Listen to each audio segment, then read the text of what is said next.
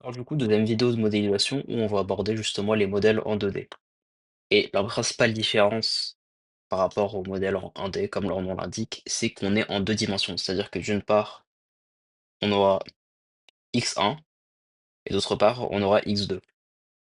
C'est-à-dire qu'on va étudier, si on prend un modèle biologique par exemple, au lieu d'étudier un seul organisme, on va étudier deux organismes et leurs différentes interactions qu'ils peuvent avoir entre eux. Donc voilà, je vous ai écrit le système d'équations différentielles qu'on nous donne, avec x1 d'une part, ici, et x2 d'une part. Donc première étape qui est commune avec celle des modèles en 1D, c'est de déterminer les points fixes. Et les points fixes, comment on va les déterminer? On va les déterminer en faisant la méthode des croisées. Mais d'abord, première étape, c'est que vous allez déterminer justement la forme factorisée. La forme factorisée, parce que c'est beaucoup plus facile de déterminer des points fixes avec une forme factorisée que sans. Du coup, ce que vous allez faire x1 facteur de x2 moins 1. Et ici, on aura x2 facteur de x1 moins 1. Si vous développez, vous trouverez exactement la même chose. Du coup, comme premier point fixe, ce sera un point fixe entre x1 ici et x2 ici. Parce que si l'un et l'autre sont égaux à 0, alors tout le reste des équations sont égales à 0 également. Bien sûr, vous oubliez pas de dire qu'on se place au niveau des points fixes, parce que la rédaction, c'est très important. Du coup, on a x étoile, x2 étoile, moins 1, et en bas, on aura x2 étoile, facteur de x1 étoile, moins 1. Donc, c'est-à-dire qu'on aura notre premier point fixe. On aura PF1 sera égal à x1 égale à 0 et x2 égale à 0. Maintenant, pour la deuxième possibilité, on va faire par rapport à x1 toujours et par rapport à la parenthèse. Parce que si x1 ici est égal à 0, alors toute cette équation sera égale à 0. Et pareil, si cette parenthèse est égale à 0, alors tout le reste de l'équation sera égal à 0. Donc, on va faire x1 toujours égal à 0 et x1 étoile moins 1 égale à 0. Ce qui veut dire que si on isole le x1 ici, ce serait égal à 1. Sauf que là, on voit bien qu'on a un x1 est égal à 1 et ici un x1 est égal à 0. Étant donné que on a deux valeurs différentes pour un même x1, on dit que ce point fixe, il est incompatible.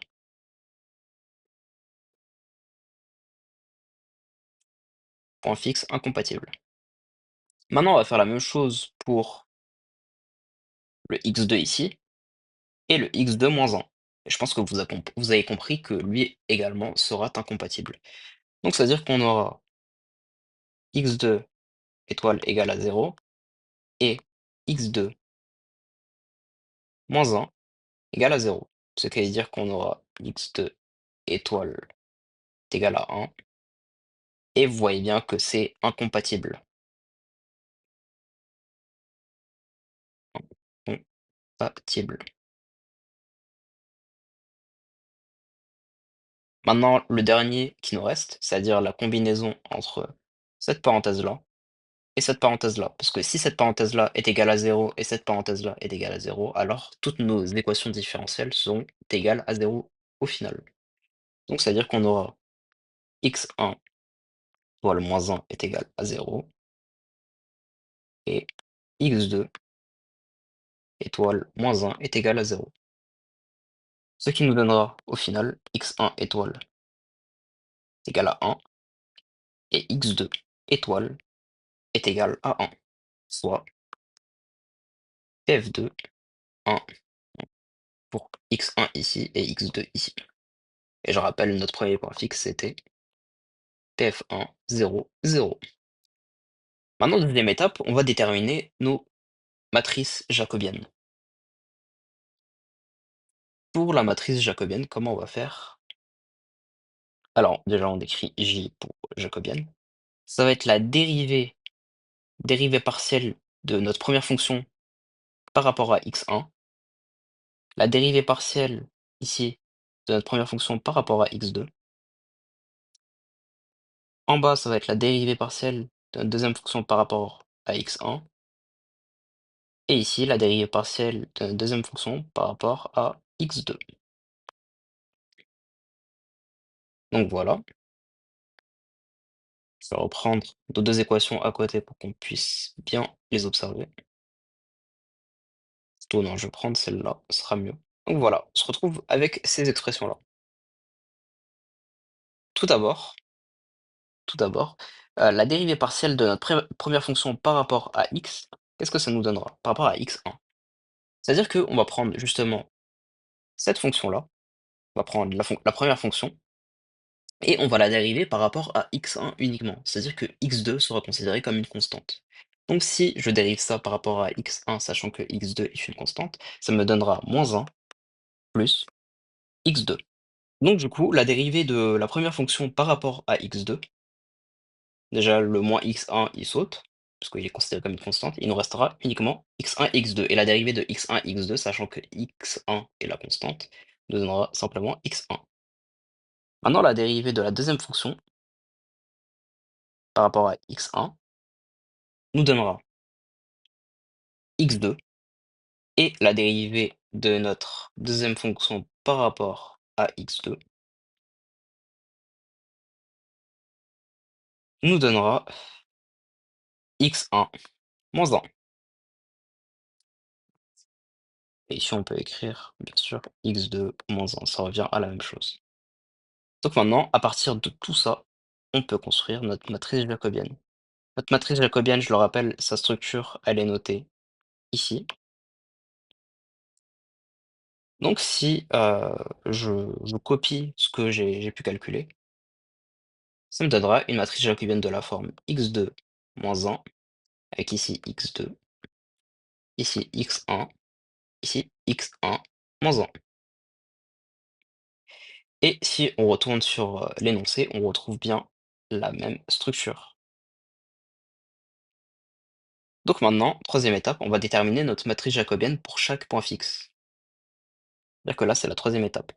Sachant que pf1 est égal à 0, 0, et pf2 est égal à 1, 1. Donc ça veut dire que la première matrice jacobienne sera égale à 1 moins 1, avec 1 dans les diagonales, et non plutôt 0, là je me suis trompé. Donc ça veut dire que notre première matrice jacobienne par rapport à nos points fixes, ici je vais couper, ici je coupe. Donc ça veut dire que notre première matrice jacobienne par rapport à notre premier point fixe sera égale à J1. Si on a 0, moins 1, ici 0, 0, et ici 0, moins 1. Et si je simplifie, ça me donnera moins 1, moins 1. Ce qui veut dire que nos valeurs propres, on aura 1 et 2. Ici on aura moins 1, et ici on aura moins 1. Ce qui veut dire que, étant donné que nos deux valeurs sont négatives, soit inférieures à 0, on aura un point fixe qui sera stable. Maintenant pour J2, on aura 1 moins 1. Dans les diagonales, on aura 1 et ici 1 moins 1. Si on simplifie, ça nous donnera 0, 0, 1, 1. Et pour déterminer les valeurs propres plutôt de cette matrice, on va passer par le polynôme caractéristique, c'est-à-dire qu'on va écrire déterminant de j moins lambda i, qui est égal à justement le déterminant de notre matrice.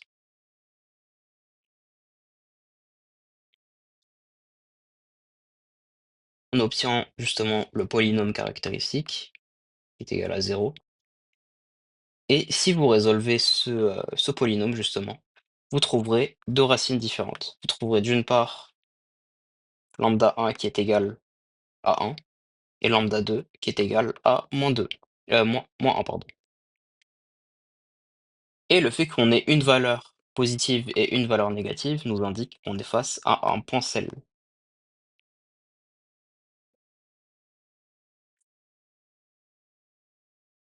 Donc on va retourner sur notre sujet pour voir où est-ce qu'on en est. Alors la première question, on vient de la faire. Deuxième question, on l'a faite. 3, on l'a faite. 4, on l'a faite. 5, on l'a faite. 6, on l'a faite. Maintenant, il nous reste à calculer les vecteurs propres associés à chacune des valeurs propres en PF1 et en PF2. C'est-à-dire tout simplement déterminer chaque vecteur propre pour nos deux matrices différentes. Et là, c'est littéralement la même méthode que pour que vous utilisiez en tronc commun, en mathématiques. Du coup, bah, je vais vous passer les étapes. Du coup, pour, heu, pour PF2, on va commencer par PF2.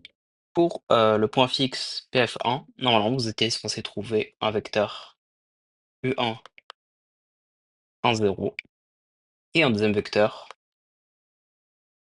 0, 1. Et pour PF2, vous étiez censé trouver U2 avec 1, 0 et U2 avec 0 et 1. Du coup, c'est bon pour la question 7 et la question 8. Maintenant, la question la plus importante, la question 9. Sur le portrait de phase récapitulant les différents, points fixes, on doit récapituler justement les différents points fixes et les directions propres, de ce modèle. Du coup, comment on va faire? Tout simplement, on commence par construire notre axe. C'est-à-dire que là, on aura x2 et ici, on aura x1. On commence ensuite par placer nos différents points fixes. On avait un point fixe en 0, 0, c'est-à-dire ici, on est à l'origine, du coup, on va placer notre point fixe ici, et on avait un deuxième point fixe en 1, 1. Ici, on a 1, ici, on a 1. C'est-à-dire qu'on avait un deuxième point fixe qui était ici. La particularité de notre premier point fixe, c'est-à-dire celui qui était en 0, 0, c'était qu'il était stable, justement, ici. Tandis que notre deuxième point fixe, c'est-à-dire celui-ci, il était en point sel. Donc, notre premier point fixe étant stable, on va le colorier. On le colorie comme ça. Et lui, étant donné que c'est un point sel, on le colorie à moitié. Ça veut dire que toutes les valeurs qui vont converger vers ce point fixe, étant donné qu'il va répulser, elles seront répulsées vers le point fixe attracteur, comme ceci. Pareil pour celles qui arrivent comme ça, elles seront attirées comme ceci.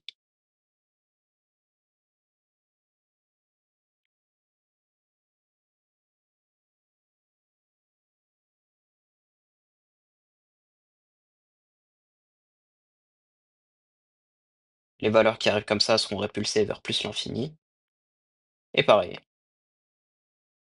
Et voilà pour le point en phase. Alors deuxième exercice type des modèles en 2D.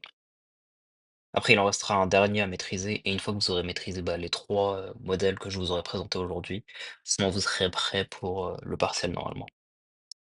Donc, on nous présente ce couple d'équations différentielles entre x1 et x2.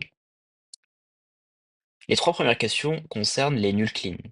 Qu'est-ce qu'une null clean? Si par exemple je vous demande la null clean par rapport à x1, c'est-à-dire que je vous demanderai les points fixes uniquement par rapport à x1. Si je vous demande la nucléine par rapport à x2, je vous demanderai les points fixes par rapport à x2. Et la combinaison de nos deux nucléines correspondent à justement points fixes avec les coordonnées x1 et x2. Donc si je veux déterminer la nucléine en x1, je commence par recopier notre équation différentielle. Ça me donnera x1 étoile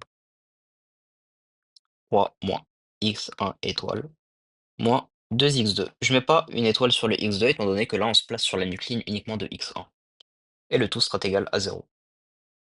Donc j'aurai ma première situation où ce x1 sera égal à 0 et la deuxième situation où toute cette parenthèse sera égale à 0.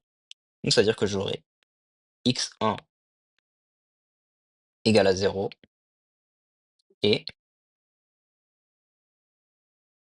fois moins x1 étoile moins 2x2 égale à 0.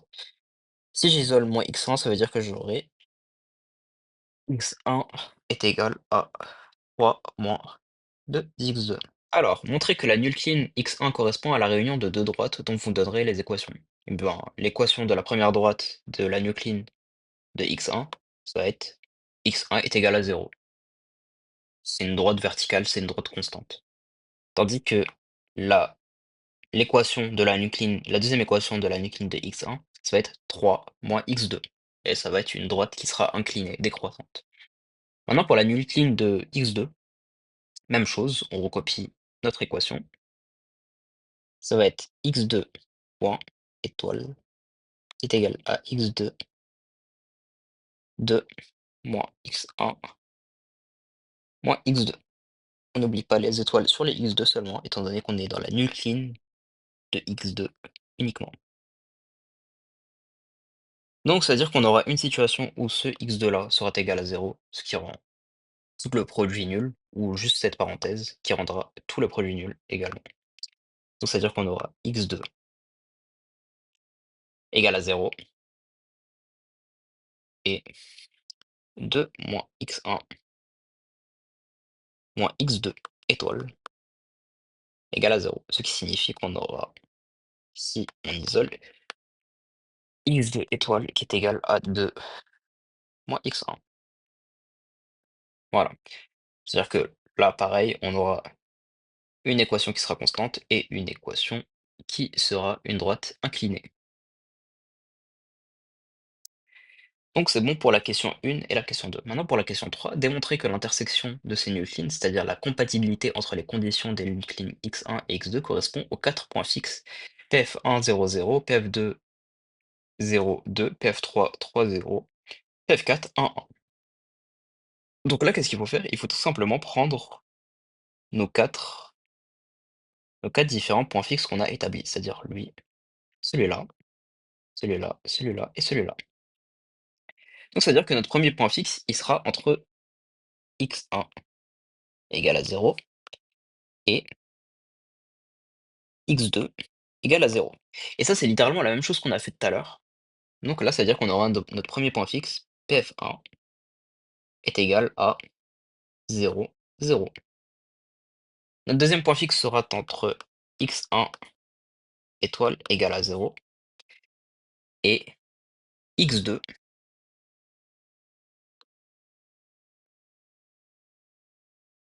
égale à 2 moins x1. x1 ici vaut 0, donc ça nous donnera tout simplement x2 égale à 2. Et ainsi pf2 est égal à 0, 2.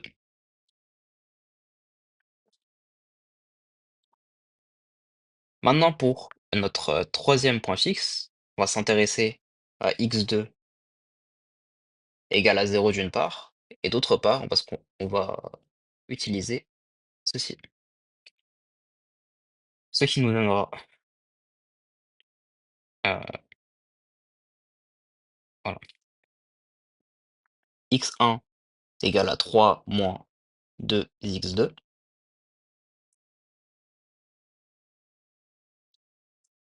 Tac. Et du coup, étant donné que x2 ici est égal à 0, ça nous donnera x1 étoile est égal à 3.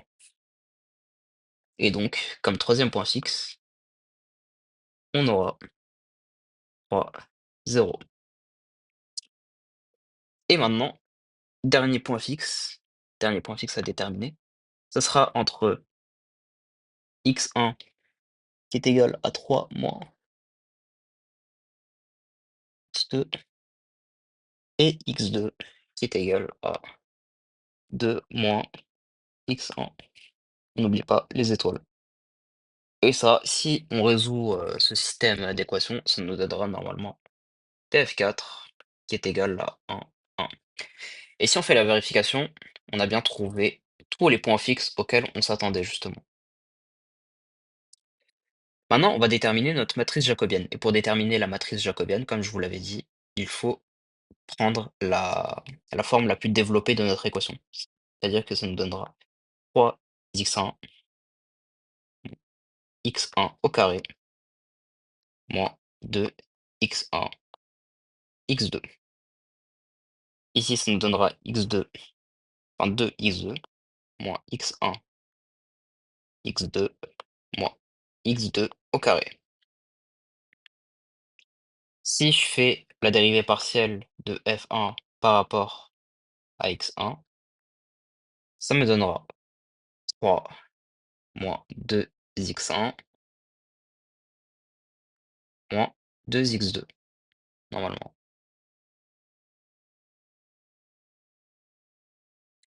Si je fais la dérivée de la fonction 1 toujours par rapport à x2 cette fois, ça me donnera ici 3 x1 0, x1 au carré 0, mais par contre 2 x1 x2 ça me donnera 2 x1 si je dérive par rapport à x2, moins 2 x1 pardon. Ensuite pour la deuxième fonction, par rapport à x1,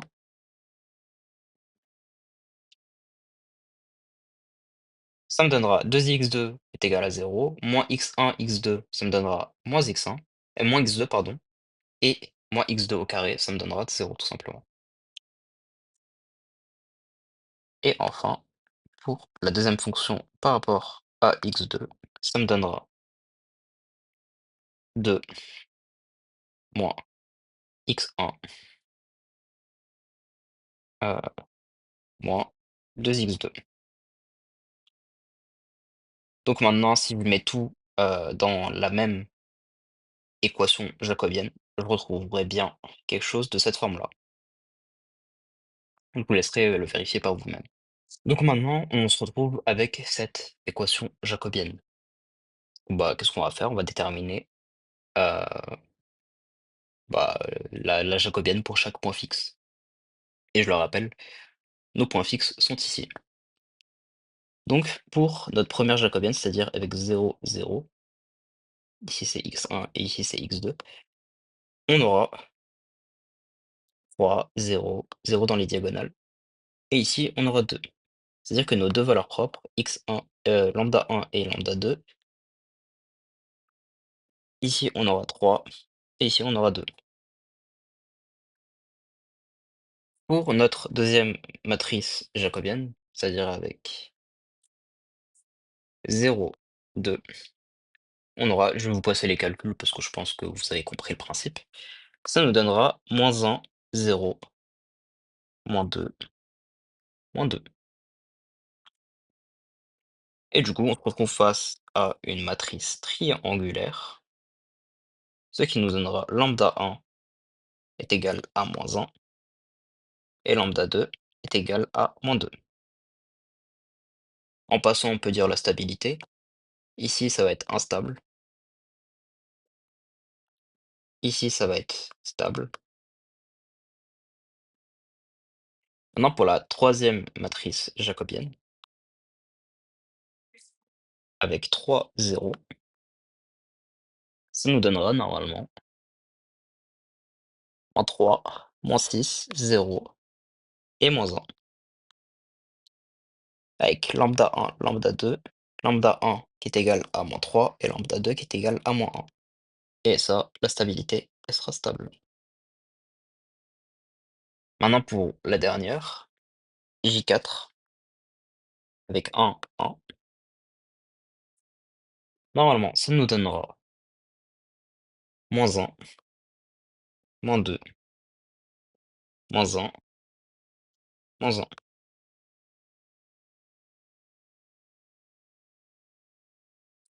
Et ça, normalement, ça vous donnera des valeurs propres qui font partie des complexes, c'est-à-dire lambda 1 qui est égal à moins i et lambda 2 qui est égal à i.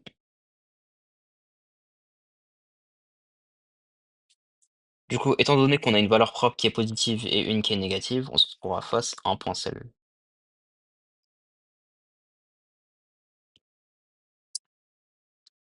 Du coup, voilà, on va récapituler tout ce qu'on vient de faire. Démontrer la matrice jacobienne, on vient de le faire. Calculer numériquement chaque jacobienne pour chaque point fixe, on vient de le faire. Déterminer les deux valeurs propres, on l'a fait. Déterminer le type de chaque point fixe, on vient de le faire. Et maintenant, on va déterminer le plan en phase. On commence par faire notre plan, comme ceci. Ici, on aura x2 et ici, on aura x1. On commence par placer nos 4 points fixes plutôt. On aura un en 0 à l'origine. On en aura un en 0, 2. Si ici j'ai 1, si j'ai 2, si j'ai 3. C'est-à-dire qu'on aura un point fixe ici. Ensuite, j'aurai un point fixe en 3 zéros. C'est-à-dire que 1, 2, 3. Donc j'aurai un point fixe ici. Et enfin, le dernier, il sera ici. Notre premier, il est instable. Donc on le laisse tel quel. Notre deuxième, il sera stable. Donc on le colorie. Notre troisième sera stable.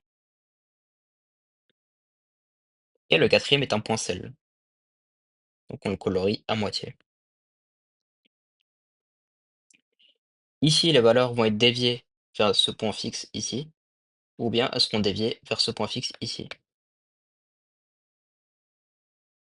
comme ceci. Ou bien des valeurs qui arriveront comme ça seront déviées comme ceci, ou déviées comme ceci. Et voilà, voilà pour le plan en phase de ce modèle-là. Alors, dernier exercice à maîtriser selon moi pour le partiel qui arrive et le partiel final, c'est le modèle de Lotka-Volterra. C'est un des modèles les plus importants qu'on aborde en modélisation, en tout cas en deuxième année de licence. Du coup, voilà, on se retrouve face à ce couple d'équations. On va les réécrire, bien sûr. On a x1 qui est égal à x1 facteur de 1 moins x2. Et ensuite, on a x2 qui est égal à x2 x1 moins 1. Donc là, qu'est-ce qu'on nous demande? On nous demande les nulles fines d'une part de x1 et d'autre part de x2. Voilà, c'est littéralement la même chose qu'on a fait tout à l'heure. C'est déterminer les points fixes d'abord par rapport à x1 et ensuite par rapport à x2. Donc par rapport à x1, nulle fine x1 et ensuite on fera par rapport à x2. Par rapport à x1, c'est-à-dire qu'on aura x1 étoile est égal à x1 étoile facteur de 1 moins x2 est égal à 0. Ça veut dire qu'on aura x1 est égal à 0 et d'autre part 1 moins x2 égale à 0, ou soit littéralement x2 est égal à 1. Dans la deuxième équation, on aura x2 étoile est égal à x2 étoile également facteur de x1 moins 1, le tout sera égal à 0. Donc on aura soit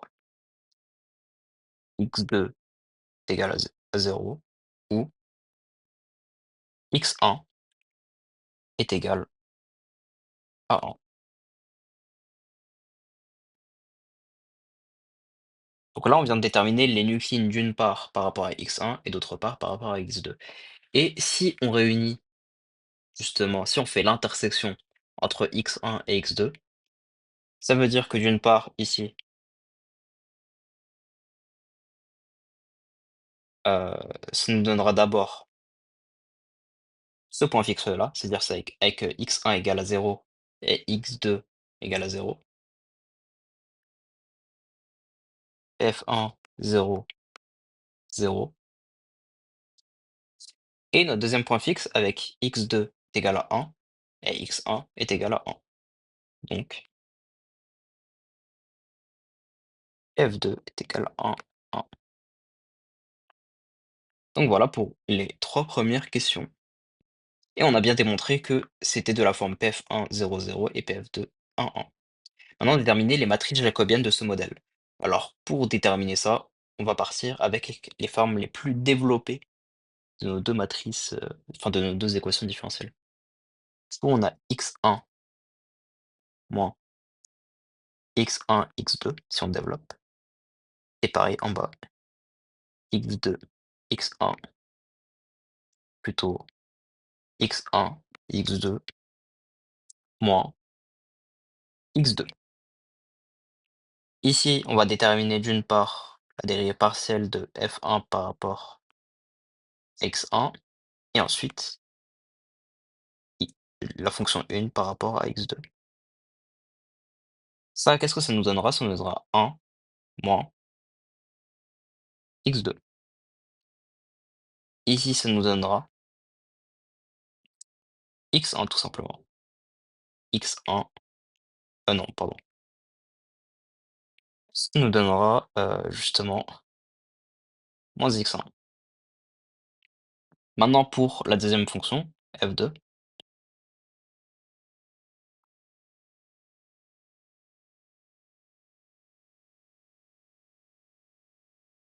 f2 par rapport à x1 ici. Ici, ça nous donnera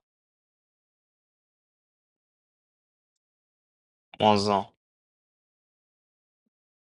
Ah non, ça nous donnera x1 moins 1. OK. Et ici, ça nous donnera x2, tout simplement.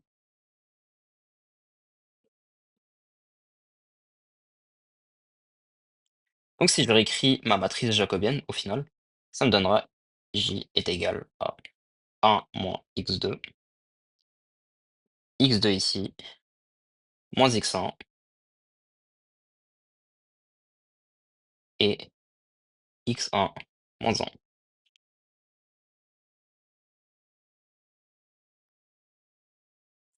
Maintenant, on va prendre notre jacobienne et on va déterminer justement la jacobienne pour chaque point fixe. En l'occurrence, PF1 0, 0 et PF2 1, 1.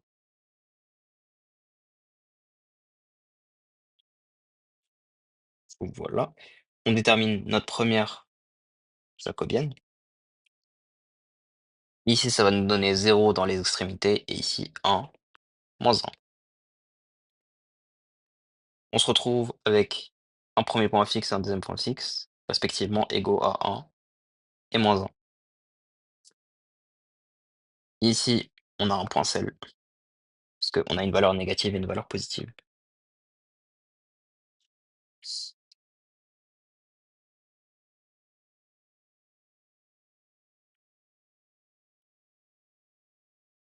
Maintenant, pour notre deuxième matrice, c'est-à-dire J2, on va trouver normalement 0, moins 1, 1 et 0. Et ça, c'est littéralement une matrice type de... avec des valeurs propres complexes. Si on fait le déterminant justement de cette matrice est égal à déterminant de 0, 0, moins 1, 1, ce qui nous donne le polynôme caractéristique lambda au carré plus 1 égale à 0, eh bien, normalement, vous deviez trouver des valeurs propres égales à plus ou moins i. C'est-à-dire une valeur propre 1, une valeur propre 2, une qui serait égale à i, l'autre qui serait égale à moins i. Je vous laisse faire les calculs, c'est assez simple à faire. Et du coup, lorsque vous avez des valeurs propres qui font partie du monde des complexes, ce sera ni un point fixe instable, ni stable, ni un point sel, ce sera un centre oscillatoire. Centre oscillatoire.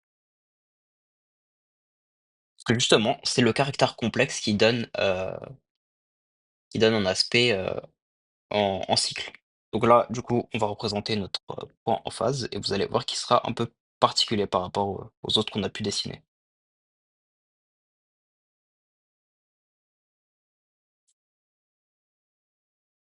Donc, on a notre, point fixe 1 en 0, 0. On va dire que 0 et 0 sont ici et c'est un point fixe qui est instable. Enfin non, plutôt c'est un point fixe, en selle. C'est-à-dire qu'il va attirer d'une part et répulser d'une autre part. Mais on a dit que notre deuxième point fixe était un centre oscillatoire.